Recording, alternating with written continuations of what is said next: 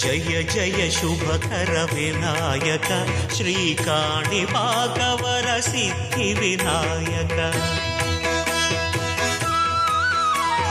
జయ జయ శుభకర వినాయక శ్రీకాణిపాకవర సిద్ధి వినాయక.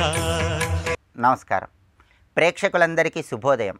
ఈనాటి శుభయోగం శీర్షికన ఆదివారం సందర్భంగా ఆదిత్య హృదయంలో ఉన్నటువంటి అంతరార్థం ఏంటో, ఆదిత్య హృదయాన్ని పఠిస్తే ఎలాంటి విశేషమైన శుభ ఫలితాలు కలుగుతాయో పరిశీలిద్దాం. సూర్యుడి అనుగ్రహం కలిగి ఆరోగ్య ప్రాప్తిని సిద్ధింపజేసుకోవటానికి, శత్రుబాధల నుంచి సులభంగా బయటపడటానికి, ఉద్యోగంలో ప్రమోషన్లు సిద్ధింపజేసుకోవడానికి ఆదిత్య హృదయ స్తోత్ర పారాయణ విశేషంగా సహకరిస్తుంది. భావం తెలుసుకుంటూ, అంతరార్థం తెలుసుకుంటూ ఆదివారం ఆదిత్య హృదయం చదివితే సూర్యుడి సంపూర్ణమైన అనుగ్రహం కలుగుతుంది. ఆదిత్య హృదయంలో సూర్యుడిని మనం ఎలా ప్రార్థించాలంటే, తమోఘ్నాయ హిమఘ్నాయ శత్రుఘ్నాయామితాత్మనే కృతఘ్నఘ్నాయ దేవాయ జ్యోతిషాం పతయే నమః అంటూ కీర్తిస్తున్నాం. ఈ శ్లోకంలో ఉన్న అర్థాన్ని, భావాన్ని పరిశీలిస్తే తమోఘ్నాయ అంటూ సూర్యుడిని కీర్తిస్తున్నాం. తమము అంటే చీకటి అని అర్థం. చీకటులను తన వెలుగు కిరణాలతో తొలగింపజేసేటటువంటి సూర్యుడికి నమస్కారం అనే అర్థంలో తమోఘ్నాయ అంటూ కీర్తిస్తున్నాం. ఇక్కడ చీకటి అంటే కేవలం లోకంలో ఉండేటటువంటి చీకటి అనే అర్థం మాత్రమే కాదు, మన శరీరం అనేటటువంటి చీకటిని తొలగింపజేసుకొని ఆత్మ అనే వెలుతులను దర్శింపజేస్తాడు. కాబట్టి అలాంటి ఆత్మజ్ఞానం అనేటటువంటి వెలుగును అందింపజేసే సూర్యుడికి నమస్కారం అనే విశేషార్థంలో తమోఘ్నాయ అంటూ కీర్తిస్తున్నాం. ఆ తర్వాత హిమఘ్నాయ. హిమఘ్నాయ అంటే హిమము అంటే మంచు. మంచును తన వేడి కిరణాలతో కరిగించి సృష్టిలో వేడిని కలిగింపజేసేటటువంటి సూర్యభగవానుడికి నమస్కారం అని అర్థం. శత్రుఘ్నాయామితాత్మనే అంటూ కీర్తిస్తున్నాం. శత్రుఘ్న అంటే అర్థం ఏంటంటే శత్రువులను తొలగింపజేసేవాడు, శత్రు భావనలను పోగొట్టేటటువంటి ఉత్తమ లక్షణాలను అనుగ్రహించేవాడు అని అర్థం. అమితాత్మనే అంటే అంతులేని ఆనందాన్ని ఇచ్చేవాడు అని అర్థం. ఇక్కడ విశేషార్థాన్ని అర్థం చేసుకోవాలి. శత్రుఘ్నాయామితాత్మనే, శత్రువులనేటటువంటి వాళ్ళను తొలగింపజేసి అమితమైన ఆనందాన్ని అనుగ్రహించేవాడు. ఇక్కడ శత్రువులంటే కేవలం బయట కనిపించే శత్రువులని మాత్రమే అర్థం కాదు. కామ క్రోధ లోభ మోహ మదమాశ్చర్యాలనే అరిషడ్వర్గాలనే శత్రువులను కూడా తొలగింపజేసి అమితమైన ఆత్మానందాన్ని కలిగింపజేసేవాడు. కాబట్టి శత్రుఘ్నాయామితాత్మనే అంటూ సూర్యుడిని కీర్తిస్తున్నాం. కృతజ్ఞఘ్నాయ దేవాయ, కృతజ్ఞత లేని వాళ్ళని, వాళ్ళ భావనలను తొలగింపజేసేటటువంటి సూర్యుడికి నమస్కారం. జ్యోతిషాం పతయే నమః. జ్యోతిషాం పతయే నమః అంటే అర్థం ఏంటంటే తన వెలుగుతో పగలు అన్ని నక్షత్రాలను, అన్ని గ్రహాలను కట్టి పడవేసేటటువంటి సూర్యుడికి నమస్కారం అని అర్థం. కాబట్టి అంతరార్థం తెలుసుకుంటూ ఆదిత్య హృదయం పఠించినట్లయితే సూర్యభగవానుడి సంపూర్ణమైన అనుగ్రహానికి సులభంగా పాత్రులం కావచ్చు. రేపటి శుభయోగం శీర్షికన సోమవారంతో కూడిన మాస శివరాత్రి సందర్భంగా ఈశ్వరుణ్ణి ఏ విధంగా ఆరాధన చేస్తే విశేషమైన శుభ ఫలితాలను సిద్ధింపజేసుకోవచ్చో పరిశీలిద్దాం. నమస్కారం.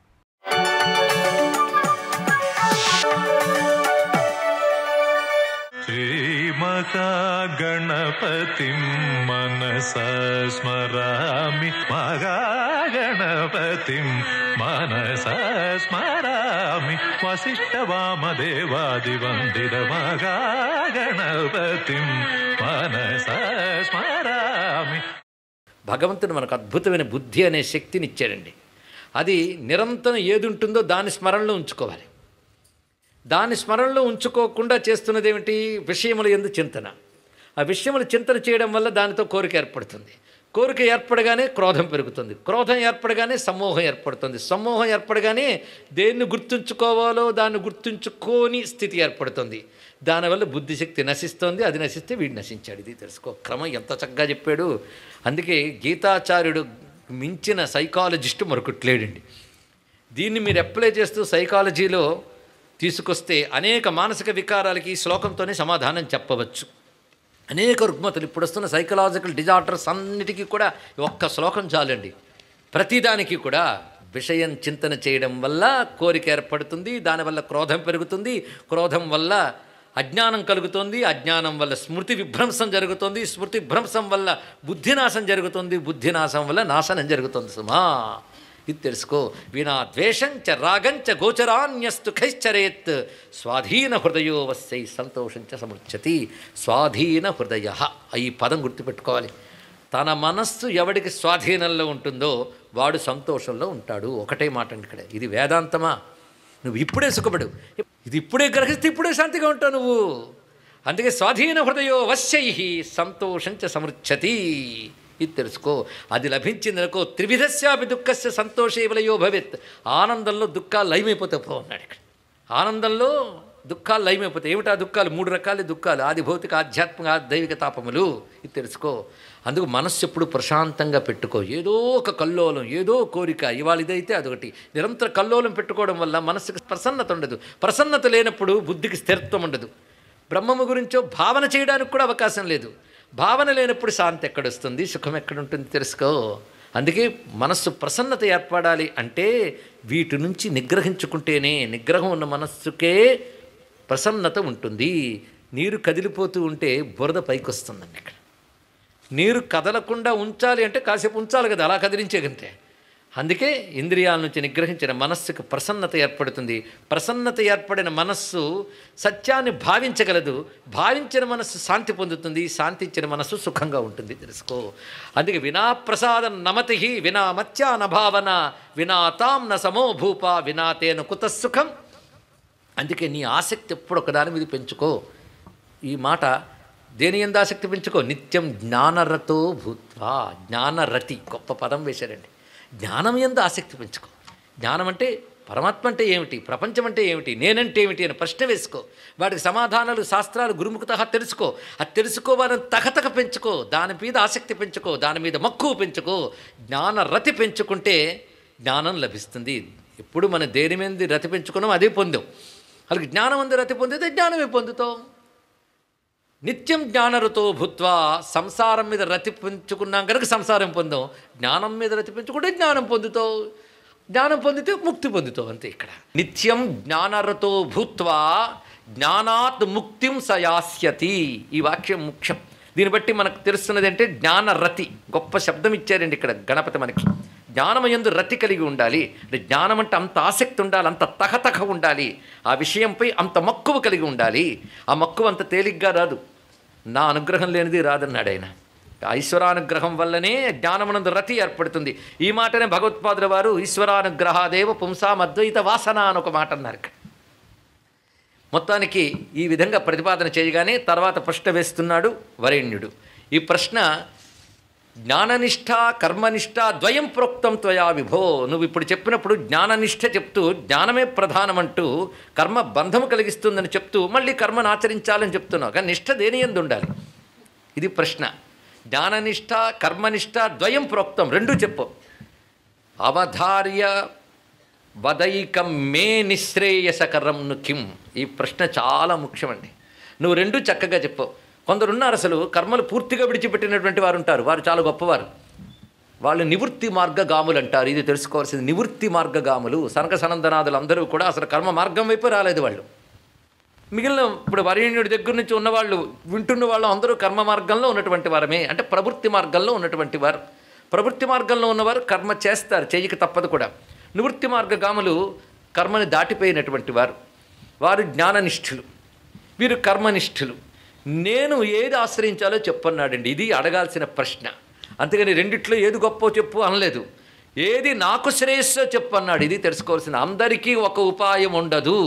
అందుకే అడిగే తీరు నాకేది గొప్పదో చెప్పండి అని అడగాలి తప్ప ఏది గొప్పదో చెప్పండి అనకూడదు ఇక్కడ. ఎందుకంటే ఒక్కడు గుర్తుపెట్టుకోవాలి, శృతి ఎప్పుడూ కూడా గొప్పది కానిది ఇవ్వదు. ఈ మాత్రం గుర్తుపెట్టుకోవాలండి. శృతి చెప్పింది కర్మ, శృతి చెప్పింది ఉపాసన. అందుకే వేదమంతా కర్మకాండండి, వేదాంతం అంతా జ్ఞానకాండండి, అది చాలా గొప్పది, కర్మలు వదిలేయాలండి అంటే వదిలేయాలని వేదం చెప్పిందా? చెప్పలేదుగా. అలాగని వేదంలో ఇది కర్మకాండ జ్ఞానకాండ అని వేదం గీతలు గీసిందా?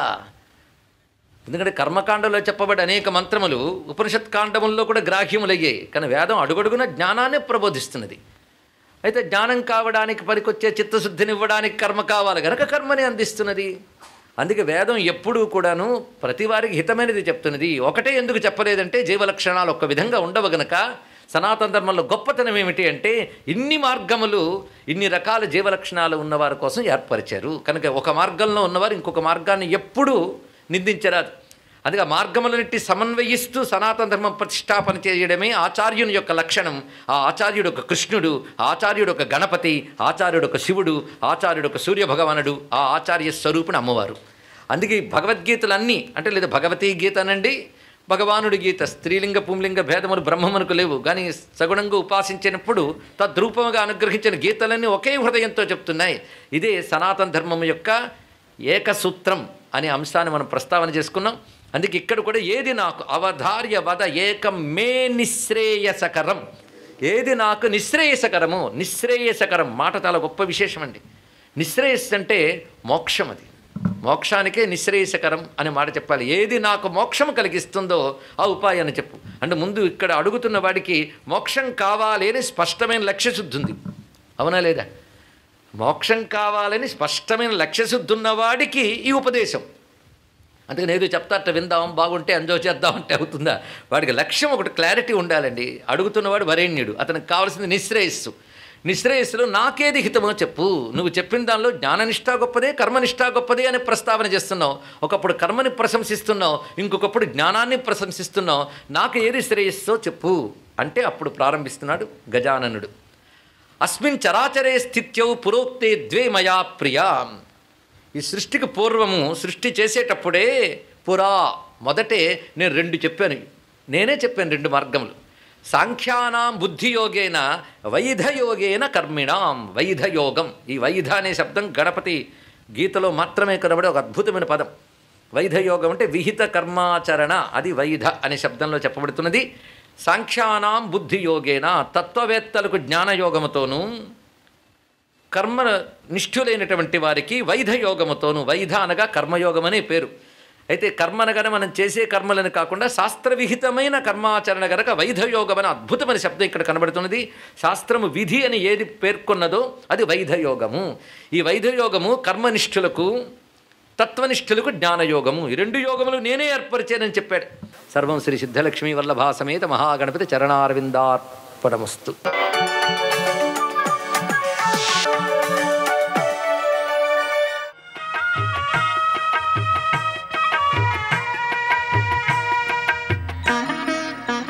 శ్రీగణేశాయ నమః. శ్రీసరస్వత్యై నమః. శ్రీపాదవల్లభనరసింహసరస్వతి శ్రీగురుదత్తాత్రేయాయ నమః. శ్రీగణపతి సచ్చిదానంద సద్గురుపాదారవిందాభ్యాం నమో నమః. జయ గురుదత్త. కోవాకిలాయం మహిమాభిధానో యత్సత్తయైకః ప్రభవేన్మహాత్మా. సాన్నిధ్యమాత్రాత్ పరమప్రశాంతిదాతృత్వమేతద్ధి మహత్వవాచ్యం. ఆధ్యాత్మిక సాధన మీద బాగా ఆసక్తి గలవాళ్ళు, కొంత పట్టు సాధించిన వాళ్ళు అడవుల్లో వెతుక్కుంటూ మహాత్ములను ఎక్కడొక్కడ పట్టుకుని వాళ్ళు సేవ చేసి ఆధ్యాత్మిక రహస్యాలను తెలుసుకుంటూ ఉండేవాళ్ళు. ఇవాళ రోజుల్లో ఊళ్ళలోనే ఆశ్రమాలు, మఠాలు, ఇంతమంది గురువులు ఊరు చుట్టూతా కనిపిస్తూ ఉంటే వీళ్ళల్లో ఎవరిని ఆశ్రయించాలి? ఎవరిది నిజమైన మహిమ? ఏ గురువుని మనం ఆశ్రయించాలి? అది ప్రశ్న. ఇది చాలామందిని ఈ రోజుల్లో ఇబ్బంది పెట్టే ప్రశ్నే. ఏ గురువుని మనం ఆశ్రయించాలి? అందరూ ఒకే గురువు దగ్గరికి వెళ్ళాలయ్యా, ఆయనే ఉత్తమోత్తరం అని ఒక నిర్ణయం చేద్దామంటే ఆయన మరి కొంతమందిని స్వీకరిస్తున్నాడేమి, అందరినీ స్వీకరించడం లేదేమి? అంచేత ఈ చిక్కు సమస్యను మనం పరిష్కారం చేసేది ఎట్లాగా? దానికి చెబుతున్నారు కోవాకిలాయం మహిమాభిధాన. మహిమలు అంటావు కదా, మహిమ అంటే ఏమిటి అని ప్రశ్న. ఈ ప్రశ్నకి ఎవరు సమాధానం చెప్పగలరు అంటే స్వామి చెబుతున్నారు, ఎవరో కాదయ్యా, నువ్వే సమాధానం చెప్పగలవు. ఏది నిజమైన మహిమ అంటే ఎవరి సన్నిధిలో ఉంటే నీకు అకారణమైనటువంటి విశాలమైనటువంటి ప్రశాంతి లభిస్తుందో వాడే నిజమైన మహాత్ముడు. ఆ ప్రశాంతే నిజమైనటువంటి మహిమ. అకారణ ప్రశాంతి, విశాలమైన ప్రశాంతి, సుస్థిరమైన ప్రశాంతి నీకు లభించాలి. దేని చేత? ఆయన సన్నిధి మాత్రం చేతనే. అలా సన్నిధి మాత్రం చేతనే ఎవడైతే ప్రశాంతి తరంగాలను నీలో వ్యాపింపజేయగలడో వాడు నీకు మహాత్ముడు. అంతవరకే. ఇంకొకడు నీలో ప్రసరింపజేయలేకపోయినంత మాత్రం చేత వాడు మహాత్ముడు కాదని నువ్వు చెప్పలేవు. ఎందుకంటే ఆయన ఎవరిని ఉద్ధరించదలుచున్నాడో వాడికి మాత్రమే శాంతి తరంగాలను ప్రసరింపజేస్తాడు. నీకు వాడికి జన్మజన్మాంతరమైనటువంటి సంబంధం ఉందా లేదా నిర్ణయించేది నువ్వు కాదు, ఆయన నిర్ణయిస్తాడు. నిర్ణయించి తను వీడిని ఉద్ధరించదలుచుకుంటే శిష్యుడిగా ఎవరిని స్వీకరించబోతున్నాడో వాడిలోకి శాంతి తరంగాలను ప్రసరింపజేస్తాడు. ఆ శాంతి తరంగాలను బట్టి నువ్వు నిర్ణయం చేసుకో, నీ హృదయాల్లో చూసుకో. నీ హృదయంలోకి శాంతి ఎలా వస్తోంది? అకారణమైన శాంతి కలగాలి, సుస్థిరమైన శాంతి కలగాలి. ఆ శాంతిని కొలవద్దగా పెట్టుకుని మహాత్ముని నిర్ణయించుకో అని మనకి సూటిగా ఉపదేశం చేస్తున్నారు. ఈ ఉపదేశాన్ని మనం పూర్తిగా నిశ్చలమైన హృదయంతో మన ప్రశాంతిని మనం పరిశీలించుకుంటూ నిర్ణయించుకుందాం. జయ గురుదత్త.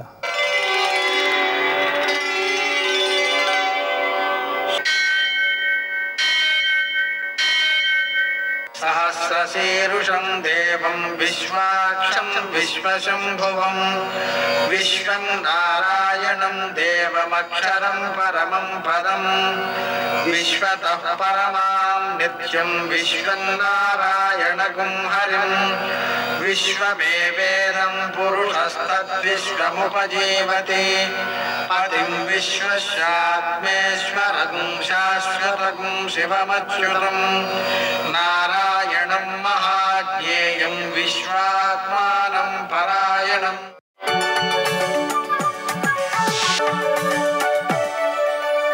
సూర్యశౌర్యమథేందురింద్రపదవీ సన్మంగళం మంగళం. యఃకర్తా జగతాం భర్తా సంహర్తా మహసాం నిధి ప్రణమామి తమాదిత్యం బహిరంతస్తమోపహం. నేటి కాలమాన విశేషాలను గమనిద్దాం. స్వస్తి శ్రీ చాంద్రమాన క్రోధినామ సంవత్సరం దక్షిణాయనం వర్ష ఋతువు భాద్రపద మాసం కృష్ణపక్షం ఆదివారం. సూర్యోదయం 6:09, సూర్యాస్తమయం 6:03. తిథి ద్వాదశి సాయంకాలం 4:49 వరకు. నక్షత్రం మఖ పూర్తిగా ఉంది. వర్జం సాయంకాలం 4:58 నుంచి 6:44 వరకు. దుర్ముహూర్తం సాయంకాలం 4:28 నుంచి 5:15 వరకు. అమృతకాలం రాత్రి 3:38 నుంచి 5:25 వరకు.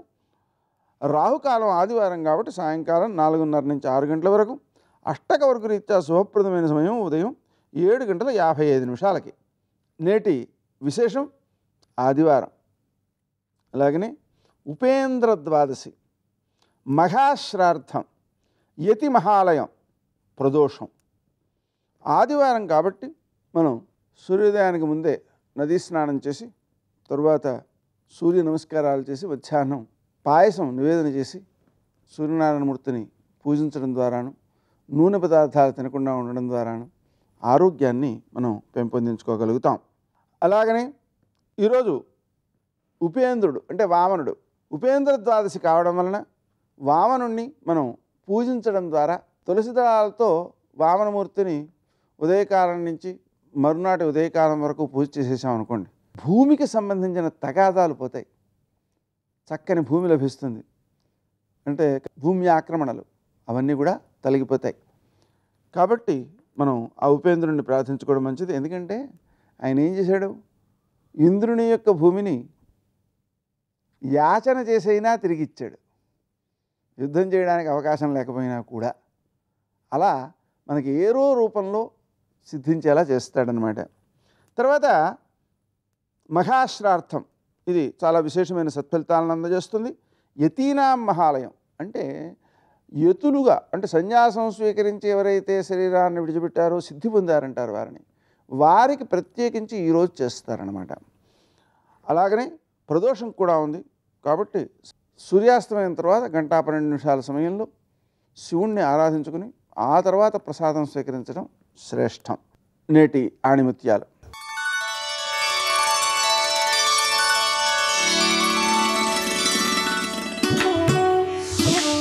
ఒకరి విజయాన్ని చూసి అసూయ చెందితే అది బలహీనతగా మారుతుంది. ఒకరి విజయాన్ని చూసి ప్రేరణ పొందితే అది ఆత్మవిశ్వాసాన్ని పెంపొందిస్తుంది.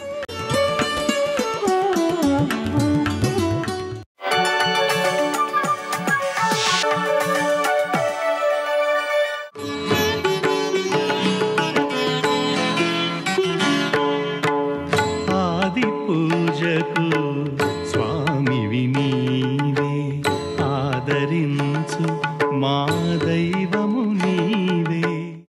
ఎప్పుడైనా సరే ఆయన బ్రహ్మజ్ఞానాన్ని పొందాడు, మోక్షం పొందాలి అని కోరిక ఉంటే దేనితో పోలిక చెప్తారంటే ఒక్క దోసపండుతోటే చెప్తారు. ఇంకా దేనితోటి పోలిక చెప్పరు.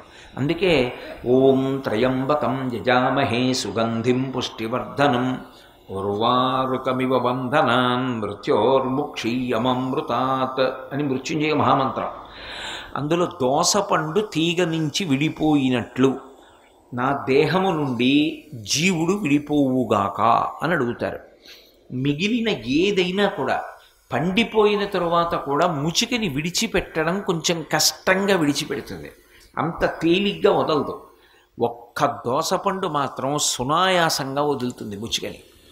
ముచిక నుంచి దోసపండు ఎలా వదిలిపెడుతుందో నేను శరీరము వేరుగా చూసి బ్రహ్మజ్ఞానంతో అలా విడివడెదనుగాక అని అడగడానికి, ఆ మోక్షస్థితిని కోరుకోవడానికి దోసపండునే ప్రధానంగా మనం ఉపమానంగా పోలిగ్గా చెప్తాం.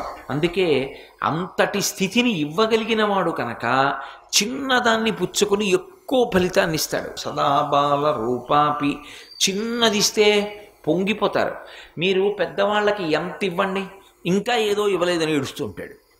అదే పిల్లవాడికి మీరు ఓ కాగితం ముక్క ఇవ్వండి, వాడు కాసేపు ఆడుకుంటాడు. ఓ కాగితం ముక్క చింపక్కడ పెట్టి మనవణ్ణి పిలిచి ఉఫ్ అని ఊది తాతగారు ఆ కాగితం గాలిలోకి ఎగిరిపోతే వాడు పెద్ద నవ్వు నవ్వేసి మా తాత కాబట్టి ఇలా ఊదగలిగాడని సంతోషపడిపోయి వాడు కాగితం ముక్క అక్కడ పెట్టి వాడి చిన్ని నోటితో ఊస్తే కాగితం ఎగరకపోతే మళ్ళీ పిలిచి తాత ఉఫ్ఫు తాత ఉఫ్ఫు అంటాడు. తాత ఉఫ్ఫు అని ఊస్తే మళ్ళీ ఎగిరిపోతే వాడు ఎంత మురిసిపోతాడో తప్పట్లు కొట్టేసి. పిల్లలు చిన్నదానికి ప్రీతి చెందుతారు. ఆయన బాలరూపంలో ఉంటాడు కాబట్టి 33 కోట్ల మంది దేవతలు కానీ త్రిమూర్తులు కానీ బాలరూపంలో ఉండేటటువంటి వాళ్ళు ఇద్దరే. ఒకరు అమ్మవారు బిడ్డ రూపంలో ఉంటే బాలారూపంలో ఉంటుంది. విఘ్నేశ్వరుడు ఒక్కడే ఎప్పుడూ బాలుడి రూపంలో ఉంటాడు. అందుకే సదా అని మొదలెట్టారు ఆ శ్లోకాన్ని. సదా బాల రూపాపి విఘ్నాద్రిహంతి మహాదంతి వక్త్రాపి పంచాస్యమాన్య. అంత పెద్ద ఏనుగు ముఖం ఉన్నవాడైనప్పటికీ కూడా 5 ముఖాలు కలిగినటువంటి పరమశివుడి చేత పూజింపబడ్డాడు. పంచాస్య అంటే సింహము అని ఒక అర్థం కాబట్టి సింహము చేత పూజింపబడినటువంటి ఏనుగు ముఖం ఉన్నవాడు. లోకంలో సింహము చేత పూజింపబడిన ఏనుగు ఉండదు, కానీ పశుపతి కాబట్టి సింహంతో సమానం పరమేశ్వరుడు. సింహంతో సమానమైనటువంటి పరమేశ్వరుని చేత పూజింపబడినటువంటి వాడు విఘ్నేశ్వరుడు. అందుకే మహాదంతి వక్త్రాపి పంచాస్యమాన్య. అంతేకాదు హేరంబ గణపతి అని ఒక గణపతి స్వరూపం ఉంది. మీరు ఎప్పుడైనా చూశారో లేదో నాకు తెలియదు. హేరంబ గణపతి అని ఉంటారు. నిజంగా హేరంబ గణపతి ధ్యానానికి చాలా అనువైన మూర్తి. ఎంత అందంగా ఉంటుందో మీకు బహుశः ఇంకా ఎక్కడ అంత అందమైన మూర్తి దొరకదు. హేరంబ గణపతి మూర్తికి ఉండేటటువంటి సౌందర్యం చూసి తీరాలి. 5 ముఖాలు ఉంటాయి. తండ్రికి ఎలా 5 ముఖాలు ఉంటాయో కొడుకైనటువంటి విఘ్నేశ్వరుడు కూడా 5 ముఖాలతో ఉంటాడు. ఈ 5 గజముఖాలే, 5 ఏనుగు ముఖాలే. 4 వైపులా 4 ఏనుగు ముఖాలు ఉంటాయి. పైన ఒక ఏనుగు ఉంటుంది. అది చూడడానికి ఎంత అందంగా ఉంటుందో. విచిత్రం ఏమిటంటే 5 ఏనుగు ముఖాలతో ఉండి హేరంబ గణపతి వాహనం సింహం, ఎలుక కాదు. మూషిక వాహనం మీద ఎక్కడు, ఆయన సింహవాహనం మీద ఎక్కుతాడు. 5 ఏనుగు ముఖాలతో ఉన్నవాడు సింహవాహనం మీద ఎక్కి వెడుతుంటే ఎంత విచిత్రంగా ఉంటుందో. ఎందుకని? అసలు సింహం ఏనుగు మీదకి ఎక్కుతుంది, కానీ ఒక ఏనుగు కాదు, 5 ఏనుగు ముఖాలు ఉన్నవాడు సింహం మీదకి ఎక్కి వెడుతుంటాడు. ఎంత విచిత్రం! సర్వం శ్రీ ఉమామహేశ్వర పరబ్రహ్మార్పణమస్తు. స్వస్తి.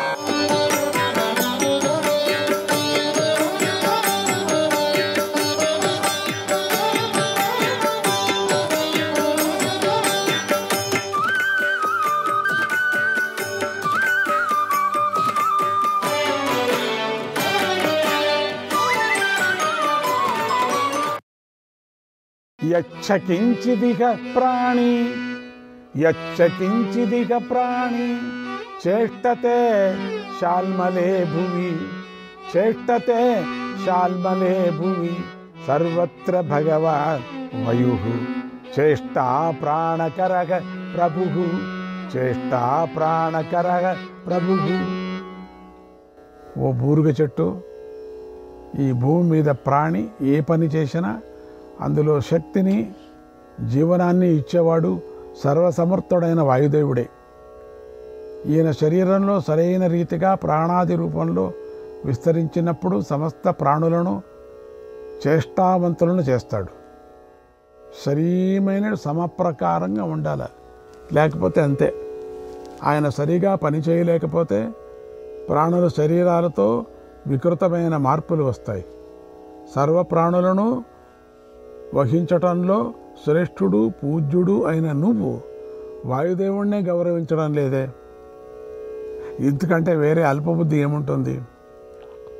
శాల్మలి, నీవు సహజంగా నిస్సారమైన దానివి, దుర్బుద్ధివి. క్రోధాది దుర్గుణాల ప్రేరణతో అబద్ధాలు చెబుతున్నావు. నువ్వు ఇలా పలుకుతుంటే నాకు కోపం వస్తుంది. నీ మాటలు నేను స్వయంగా వాయుదేవుడికి చెప్తాను. మంచి గంధపు చెట్లు, మద్ది చెట్లు, దేవదారువులు, ఇంకా బలిష్టమైనటువంటి వెదరు చెట్లు కూడా ఉన్నాయి. ఇంకా బలిష్టమైనటువంటి ఇతర వృక్షాలు నీలాగా వాయుదేవుని ఆక్షేపించలేదే, వాళ్ళెవరు ఏం తిట్టలేదే. వాటికి బలంలో తమకు వాయుదేవునికి గల తేడా బాగా తెలుసు. అందువల్ల అవన్నీ వాయువు ఎదుట తల వంచి ఉంటాయి. దుర్బుద్ధి, మూర్ఖత వల్ల నీవు మాత్రం వాయుదేవుడికి గల అనంత బలాన్ని తెలుసుకోవటం లేదు. కాబట్టి నేను ఇక్కడి నుంచి సరాసరి వాయుదేవుడి వద్దకు వెళుతున్నాను అన్నాడు నారద మహర్షి. శ్రీకృష్ణాయ పరమాత్మనే నమః. 156వ అధ్యాయం. భీష్ముడు చెప్తున్నాడు, బూరుగ చెట్టుతో ఇలా చెప్పి నారదుడు వాయుదేవుడి వద్దకు వెళ్ళి శాల్మలి మాటలు ఇలా చెప్పాడు. వాయుదేవ, హిమత్పర్వతం పైన ఒక బూరుగు చెట్టు ఉంది. దానికి చాలా పరివారం ఉంది. దాని మొదలు చాలా పెద్దది, దాని నీడ చాలా దట్టమైంది, విశాలమైనది. దాని వేళ్ళు చాలా వరకు వ్యాపించి ఉన్నాయి. వేళ్ళు అది నిన్ను అవమానించి మాట్లాడింది. అది నిన్ను ఆక్షేపిస్తూ చాలా మాటలు నా ఎదుట పలికింది. వాయుదేవ, వాటిని నీ ఎదుట చెప్పటం అంతా బాగుండదు. వాయుదేవ, సర్వప్రాణులను ధరించటంలో నీవు శ్రేష్ఠుడవని, గొప్పవాడవని, కోపంతో యముని వంటి వాడవని నాకు తెలుసు అన్నాడు. నారదుడు చెప్పిన మాటలు విని వాయుదేవుడు ఆ బూరుగ చెట్టు దగ్గరికి వచ్చి కోపంతో ఇలా అన్నాడు. శాల్మిలి, నీవన్న నిందా వాక్యాలనంతా కూడా నారదుడు నాకు చెప్పాడు. నేనే వాయువును, నా ప్రభావాన్ని, నా బలాన్ని నీకు చూపుతాను. వృక్షమా, పూర్వం బ్రహ్మదేవుడు సృష్టి సమయంలో నీ నీడలో విశ్రాంతి తీసుకున్నాడు. ఆయన నీడలో విశ్రమించడం వల్ల నీ మీద దయ చూపించాను. ఎందుకంటే బ్రహ్మ నీ దగ్గర ఉన్నాడు కాబట్టి, నీ దగ్గర ఉండే కాబట్టి నీకు రక్షణ కలిగింది. అంతేగాని నీ బలం వల్ల కాదు. నీవు ఒక మామూలు వాడిలాగా నన్ను అవమానించావు.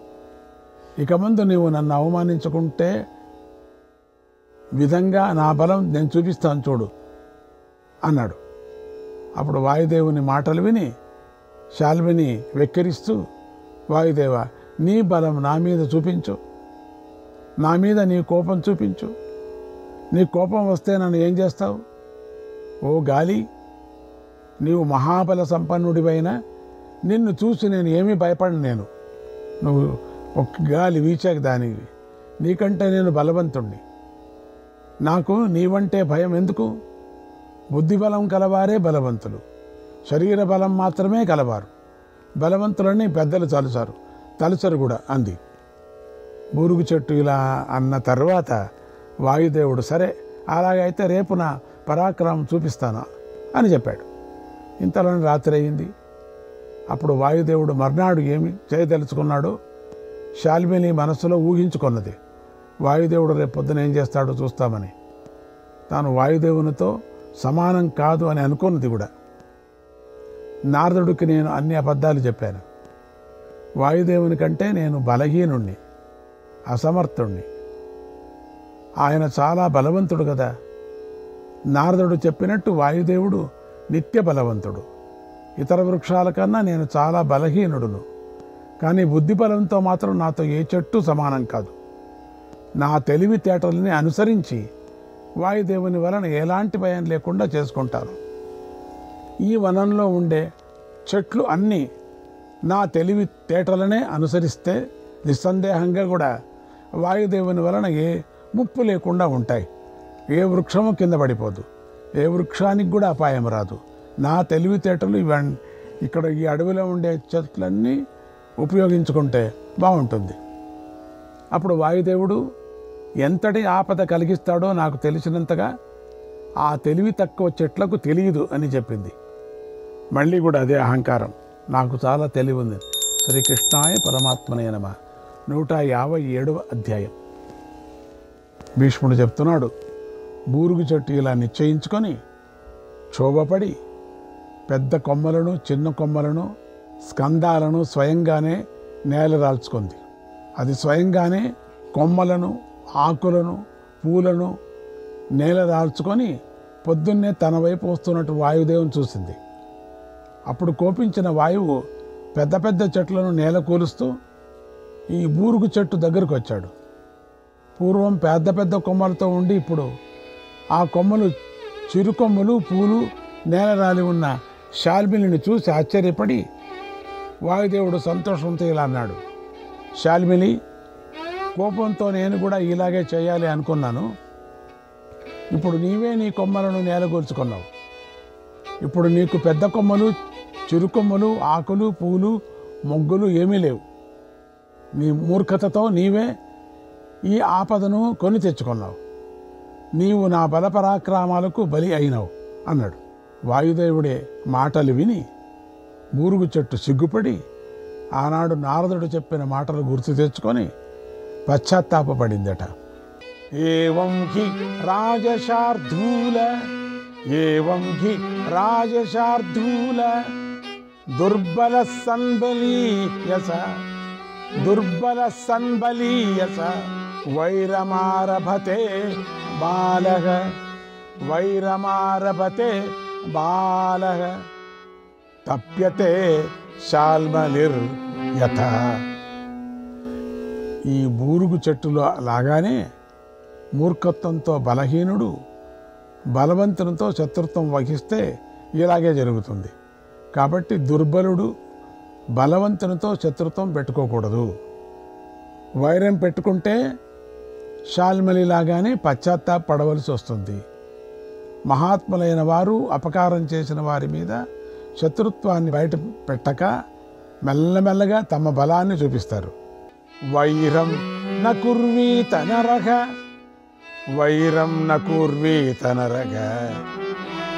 దుర్బుద్ధిర్బుద్ధిజీవిన బుద్ధిర్బుద్ధిమతో యాతి తృణేష్వివ హుతాశరగ. దుర్బుద్ధి బుద్ధిజీవులతో వైరం పెట్టుకోరాదు. బుద్ధిమంతులని తెలివి గడ్డిపోచల మీదకి అగ్ని వ్యాపించినట్లు వేగంగా పోతుంది కూడా. నహి బుద్ధ్యా సమం కించిత్ విద్యతే పురుషేంద్రుప తథా బలేన రాజేంద్ర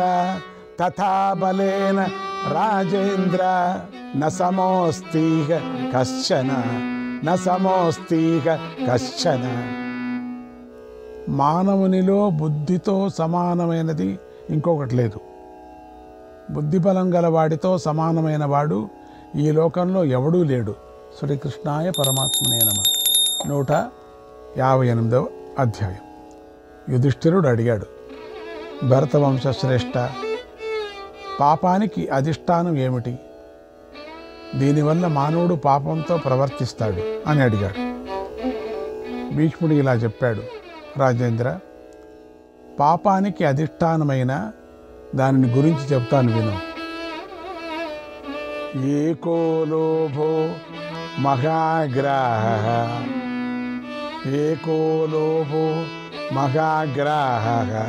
లోభాత్ పాపం ప్రవర్తతే, లోభాత్ పాపం ప్రవర్తతే. లోభం ఒక్కటే మాత్రమే పాపానికి అధిష్టానం. అది మానవుని మృంగే ముసలి. లోభం వల్లనే పాపం కలుగుతుంది. లోభం వల్లనే పాపం, అధర్మం, మహత్తర దుఃఖం ఏర్పడతాయి. కపటానికి, మోసానికి మూల కారణం లోభం ఒకటే. దీని కారణంగానే మనుష్యుడు పాపాలు చేస్తూ ఉంటాడు.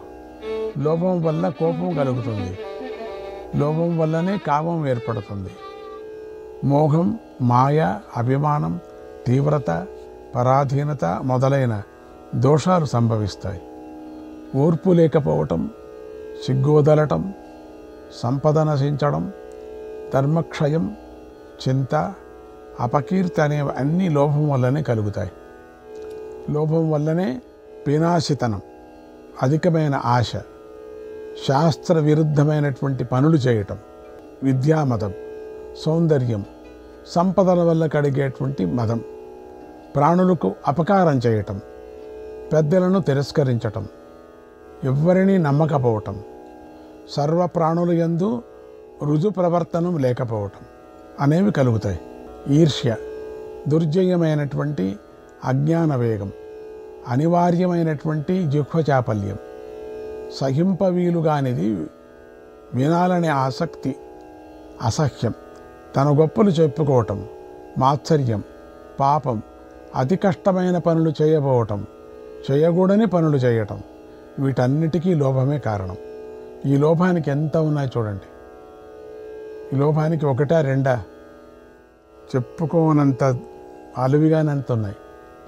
ఎంత మంచి కోటి ఇవన్నీ కూడా. మీకు పుట్టినప్పుడు బాల్యంలో, కౌమార వయస్సులో, యవనంలో మానవులు లోభం వల్లనే చెడు పనులను విడవలేరు.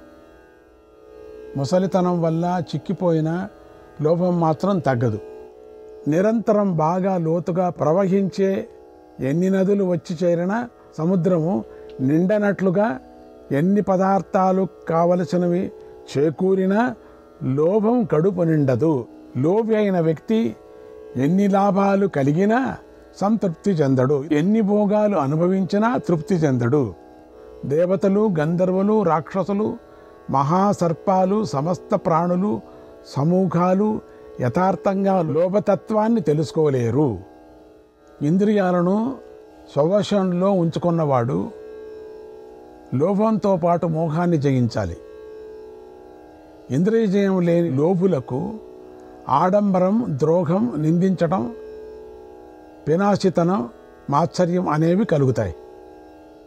అనేక విషయాలు తెలిసిన విద్వాంసులు అనేకమైన శాస్త్రాలను కంఠస్థం చేస్తారు, ఇతరుల సందేహాలు తీరుస్తారు. కానీ ఈ లోభానికి బానిసలై నిరంతరం అనేక కష్టాలను కొని తెచ్చుకుంటారు. వారు ద్వేష క్రోధాలలో మునిగి శిష్టాచారాలకు దూరం అవుతారు. పైకి తీయని మాటలు చెప్తారు, మనస్సులో మహాక్రూరులాగా ఉంటారు. గడ్డి కప్పివేసిన నేల బావుల్లాగా ఉంటారు. ధర్మం పేరుతో లోకాన్ని మోసం చేస్తూ ఉంటారు. క్షుద్రులైన ఆ వ్యక్తులు ధర్మాత్ముల వేషంలో ఉండి జనులను దోచుకు తింటారు. తర్కబలంతో అనేకమైన చెడు రీతులను నిలుపుతారు. లోభంతో, అజ్ఞానంతో ఉండి సజ్జనులు స్థాపించిన ధర్మ మార్గాలను నాశనం చేస్తూ ఉంటారు. లోభగ్రస్తులైన దురాత్ములు వికృతం చేయటం వల్ల చెడిపోయిన, మారిపోయిన ఆయా ధర్మస్థితులు లాగా అలాగే ఆ రూపాల్లోనే పెరిగిపోయి ప్రజ్వలిస్తూ ఉంటాయి ఎప్పటికి కూడా. లోభ పూర్ణ మనస్సు గల వారిలో గర్వము, కోపము, మదం, దుస్వప్నం, సంతోషంతో శోకము, అభిమానం అనేటువంటి దోషాలు కనిపిస్తూ ఉంటాయి. లోభంలో మునిగి ఉండే ఇటువంటి వారు శిష్టులు కారు అని తెలుసుకో. నీవు అడిగిన పవిత్ర నియమాలు కలిగిన శిష్టుల లక్షణాలను చెబుతాను. ఏష్వావృత్తి భయం నాస్తి, ఏష్వావృత్తి భయం నాస్తి, పరలోక భయం నచ, పరలోక భయం నచ. నామిషేషు ప్రసంగోస్తి నామిషేషు ప్రసంగోస్తి న ప్రియేష్వ ప్రియేషు చ న ప్రియేష్వ ప్రియేషు చ. మళ్ళీ ఈ లోకంలో జన్మిస్తామనేటువంటి భయం లేనివారు, పరలోక భీతి లేనివారు, భోగాశక్తి లేనివారు, తన వారి మీద పరుల మీద రాగద్వేషాలు లేనివారు శిష్టులు. శిష్టాచారం అంటే ఇష్టమున్నవారు, ఇంద్రియ నిగ్రహం స్థిరంగా ఉన్నవారు, సుఖదుఖాలు సమానమైన వారు, సత్యమనే ఉత్తమ మార్గస్థులు శిష్టులు. ఇచ్చేవారు, ఏమి తీసుకునేవారు, దయగలవారు, పితరులను దేవతలను అతిథులను సేవించేవారు, మంచి పనులు చేయటానికి ఎప్పుడూ సిద్ధంగా ఉండేవారు, అందరికీ ఉపకారం చేసే వీరులు, సర్వధర్మాలను రక్షించేవారు, సమస్త ప్రాణుల హితం కోరేవారు, ఇతరుల మేలు కోసం సర్వస్వం త్యాగం చేసేవారు అవుతారు. వారిని మంచి పనుల నుంచి ఎవరూ కదిలించలేరు. వారు కేవలం ధర్మానుష్ఠాన తత్పరులుగానే ఉంటారు. తమ పూర్వులు పాటించిన సదాచారాలే తాము కూడా ఆచరిస్తూ ఉంటారు. వారి ఉత్తమ ప్రవర్తన ఎప్పుడూ నశించదు. వారు ఎవరినీ కూడా భయపెట్టరు. వారు చంచల చిత్తులు కారు. వారి స్వభావం ఎవరికీ భయంకరం కాదు. నిరంతరము సన్మార్గంలోనే ఉంటారు. అహింస వారిలో స్థిరంగా ఉంటుంది. ఇలాంటి సత్పురుషులనే ఎల్లప్పుడూ సేవించాలి. కామక్రోధాలకు దూరంగా ఉండేవారు, మమకార రహితులు, అహంకార శూన్యులు, మంచి నియమాలు గలవారు, ధర్మ మార్గ స్థిరులు అయిన మహాత్ముల సాంగత్యంలో ఉండి నీ సందేహాలను అడిగి తీర్చుకో. యుధిష్ఠిరా, వారికి ధర్మాచరణము డబ్బు కోసం కానీ కీర్తి కోసం కానీ కాదు. వారు ధర్మాన్ని శారీరక క్రియలను విధిగా చేయవలసినవి అని మాత్రమే చేస్తూ ఉంటారు. భయం కానీ, కోపం కానీ, చాంచల్యం కానీ, దుఃఖం కానీ వారిలో ఉండవు. వారు పాషాండులు, ధర్మవేషం వేసేవారు కారు. వారికి ఎలాంటి దాపరికాలు కూడా ఉండవు. కుంతిపుత్ర, లోభం మోహం లేనివారు, సత్యం రుజుమార్గాలతో ఉన్నవారు, ఎప్పుడూ సదాచారభ్రష్టులు కాని వారి మీదనే ప్రేమ పెంచుకో. లాభం కలిగినప్పుడు సంతోషించక, నష్టం కలిగినప్పుడు బాధపడక, మమకారం అహంకారం లేకుండా నిరంతరము సత్యగుణంతో ఉండేవారు, సమదర్శనులు, లాభాలాభాలు, సుఖదుఖాలు, ప్రియాప్రియాలు, జీవన మరణాలు సమానమైన వారు, అంటే దృఢపరాక్రమవంతులు, ఆధ్యాత్మికమైన ఉన్నతిని కోరేవారు, సత్యమయ మార్గంలో ఉన్నవారు, ధర్మాభిమానులైన మహాత్ములను శ్రద్ధగా జితేంద్రుడివై సేవించు, గౌరవించు.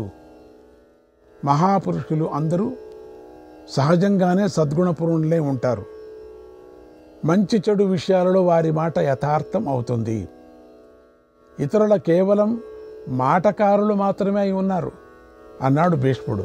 శ్రీకృష్ణాయ పరమాత్మనే నమః. 159వ అధ్యాయం. యుధిష్ఠిరుడు అడిగాడు, పితామహ, లోభం అన్ని అనర్థాలకు మూలమని చెప్పావు. తాత, ఇక అజ్ఞానానికున్న యథార్థ స్థితిని వివరించు. దాని పరిణామాన్ని కూడా వినాలి అనుకుంటున్నాను అని అడిగాడు.